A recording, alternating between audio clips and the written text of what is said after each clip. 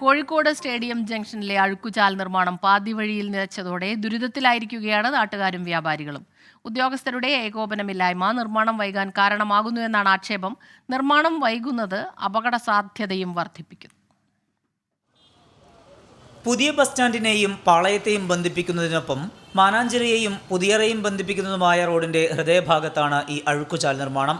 ഒരു ഭാഗത്തെ നിർമ്മാണം 2 മാസം കൊണ്ട് പൂർത്തിയാക്കി. എന്നാൽ രണ്ടാം ഭാഗത്തെ നിർമ്മാണത്തിനായി കുഴിയെടുത്തെങ്കിലും തുടർ നടപടികളില്ല. പൊതുമരാമത്ത്, KSEB, കെൽട്രോൺ ഉദ്യോഗസ്ഥരുടെ കൂട്ടായ പ്രവർത്തനം ഇല്ലാത്തതാണ് നിർമ്മാണം വൈകാൻ കാരണം. 15 ദിവസമായി ഇവിടെ പണിക്കാർ ഇതുവരെ വന്നിട്ട് ഈ സമയം വരെ ആരും ഈ ഭാഗത്ത് തിരിഞ്ഞു നോക്കിയിട്ടില്ല.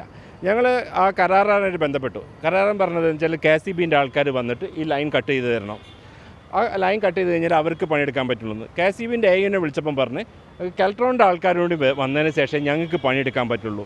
പക്ഷേ ഇവർ 3 പേരും കൂടി മിങ്കിളായിട്ട് വേണം ഈ പരിപാടിക്ക്, ഈ സംരംഭത്തിന് വരാൻ വേണ്ടിയിട്ട്. പക്ഷേ അവർ 3 പേരും ഇതുവരെ ഇത് വന്ന് നോക്കി വരെ ചെയ്തിട്ടില്ല. നിർമ്മാണം മുടങ്ങിയത് വലിയ പ്രയാസമുണ്ടാക്കുന്നുണ്ട്.